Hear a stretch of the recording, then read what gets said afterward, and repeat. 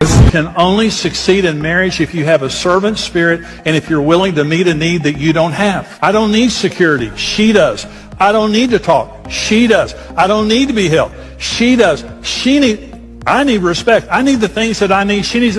So if you listen to your spouse and believe them and serve them with a servant spirit, that's where a great marriage comes from. Listen, I'm talking about the second level of communication in marriage, which is partnership. And when one level shuts down, it affects all the other levels. If you shame me for what is a God-given need in my life and refuse to meet that need, that's going to be a problem. Because I can't change it. It's wired within me. It's the way that God made me. And so sometimes, see, I really thought that something was wrong with Karen. She really thought that something was wrong with me. There was nothing wrong with either one of us. We were the way that God made us. You say, well, why does God do that? Because only servants can succeed in marriage. Selfish people, it's hell on you. I will not be the only one to watch this. I beg, Mona, see something. If you have been treating him with disrespect, a man will simply log out. If he's even a good man, he might not marry someone else. I know some evil men that will just move on. They will vashti you, banish you, and go and look for an Esther, one small fine girl that they can just replace you with. I'm trusting God that your husband is not that kind. But I'm talking about men who are even Christian and godly. They will just log out. They say anything they want to tell you, shout at them, talk to them anyhow. Men hate disrespect.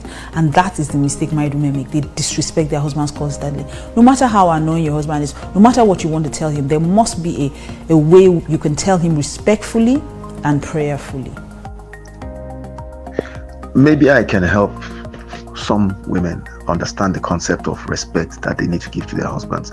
You listen to this lady and she was talking about respect. I was still able to find in the comments another woman who was kicking back at that and saying, well, respect is reciprocal, blah, blah, blah, blah, blah. And some men will be respected and still go and cheat. Those are two different issues. We're talking about giving respect to the man you chose. So let me explain. At least if I speak from the perspective of a man who is doing what is right for his woman and his family. All right, you choose the man, you take responsibility. Whatever man you choose, the way he behaves is directly on you. If you make a wrong choice, accept it, take ownership of the mistake you've made. But let's assume here, scenario, you've chosen the right man. All right, he's a responsible provider, he's competent, he's loving, he's all of that. He checks all the boxes. You've picked the right man. What is your obligation to that man? That's what we're talking about. We're not talking about you keep loving and accepting and respecting an abusive man. We're talking about a man that you chose that is behaving the way he's supposed to behave and doing what he's supposed to do. So that's out of the equation. Do not bring any conditionalities into this discussion now. So you have the right man, he's doing all these things he's supposed to do. But of course, like any human being, he has faults. All right, but the faults are not what you might call what's the name of this, what's the expression that's used, deal breakers. All right, they're not deal breakers. They are things that can be worked out. That's why you have couples. I've seen my parents over 54 years in marriage. They've walked through all sorts of difficulties. It's never ever arrived at a point where they consider divorce, not even once. So it means it is possible for two human beings coming from two different households to come together and be one. All right, and overcome all the differences and disagreements they have. So the same thing, you've chosen this man, he's your man, he's the man of your dreams, and then you start the relationship, and somewhere along the line issues come up. The question is this: do you need to disrespect him to tackle those issues? Do you need to treat him without consideration for his feelings because you have a disagreement with him? That's the question, because respect is about being considerate of another person's feelings, especially when it's somebody you truly hold in high esteem. We assume, if we go by the hypergamous nature of women, you want to choose a man that is superior to you in competence, in the ability to provide, financially and otherwise, in strength, so he can protect you. So you pick a man that in many ways is superior to you. You will never really feel as quote unquote comfortable with a man who is your equal or beneath you in your estimation. So generally women want to go for somebody who's taller, stronger, more assertive, more dominant, more successful, more competent, wiser, more skilled. That's what women do. They want somebody that's better than them, who is a man, to be their mate. They don't want to be with a man that's on their same level or that's beneath them. That's just the natural instinct of women. It's a biological urge. Now, if that is the case, and you've chosen this man, we're saying he now has 1, 2, 3, 4, 5 faults you've identified. Do you need to disrespect him to tell him that? Or let's even assume he was okay when you married him, everything was going right, and then suddenly he has a problem. Maybe his finances go south. Maybe he even loses his job. Maybe he was somebody in salary. Maybe his business goes bad if he was self-employed. Something goes wrong and suddenly he's not the quote-unquote ideal guy anymore. Because you can marry a very successful person who's along the line has a setback and then has to rebuild. Men rebuild all the time. And we know that we go through life in peaks and troughs. That's life. So men are comfortable with that. But what does the woman in their life do at that time when they have to rebuild? Does she have enough faith in him and respect for him to stand by him and not ridicule him and demean him during that phase he's in?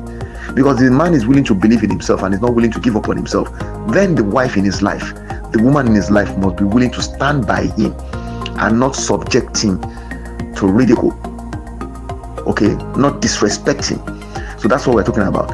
If you disrespect the man during those tough periods, even when they're not tough periods, just disrespect. Men have a way of picking that up as an absence of love, and that's how we feel love. That respect you give us is what makes us know that you love us. The minute we don't get that from you in our most trying periods, especially, we lose love for you.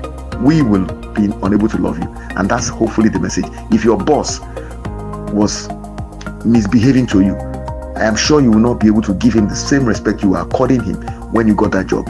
Let's say you are a female employee in a human resources department and you have a boss, and this boss has always been somebody you admired, a role model, a mentor. He's always behaved himself. He's married with kids. You love the way he operates. He's an accomplished professional. So you are his PA. You travel all over the country with him. One day he begins to make sexual advances towards you. You will agree with me, the respect you have for that man will drop. Now, if you are a woman of virtue, you are married, you know you have your own family and all that, you know this is wrong. The man initiates that thing, you try to stop him from doing it, he continues doing it and even tries to threaten you. The respect you have for that man will drop. That man cannot, with any sense of morality, with any moral justification, demand respect from you subsequently. It's now left to you how long you want to stay exposed to such an abusive situation and when you decide you want to step away from the relationship. But the point is, at that point in time, that man can no longer expect or demand respect from you, and you will not definitely be obligated to give respect to him. However, if the man is behaving the way he should behave as your boss in the workplace, and he does something you do not like, now not something that lowers his rating in your estimation, he does something, maybe for instance he passes some instruction, you don't like it, he says you have to stay extra 3 hours, maybe he always turns his radio up in his office, maybe when he's making phone calls he's always very loud. Are you going to go and tell him, okay, shut up, you are too loud? There are some things you simply have to overlook. That's one. Two, if he even does something, maybe he tells you to stay longer and you know maybe it's wrong or you don't like it or you think you really feel you need to get a raise or something, the way you will broach that subject with him, you will do it respectfully. Even when you want to express an objection, maybe he's making a comment about your religion, maybe it's from a different religious orientation and he makes a comment about it, and you want to kind of differ from his opinion, the way you will choose to tell it to him, I'm sure you know you respect, because you don't want to antagonize your boss. You do not want to give a wrong impression about yourself to your boss. So even when you want to disagree, you disagree respectfully. The same thing should apply in your relationship with your man, because if you choose the right man, it means that's a man you respect indeed and you want to honor at all times. Therefore, when you want to talk to him, you don't want to make him feel that you do not respect him. So you want to express yourself in a manner that does not demean him, that does not make him to feel that you look or you think of him as being less. That is the whole essence of respecting your man. So if you've chosen the right man, respecting him should not be an issue. The only time I believe a woman will have an issue respecting a man is if she feels or does not feel anymore that that's the right man for her. Either she feels she chose the wrong man, so the man was a second choice, the main person she wanted she couldn't get, or the man in her own estimation has fallen short of her standard, maybe over time.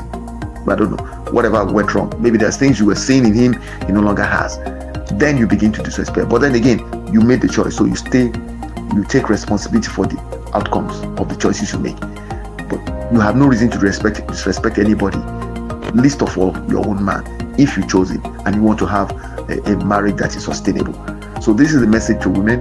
What this lady said in this video is so spot on, and I hope you take it to heart. Some people like to argue, but if you truly want to have a home that you build, that lasts, that your children will be able to emerge from a stable household, you want to apply these ideas that we shared. I wish you well.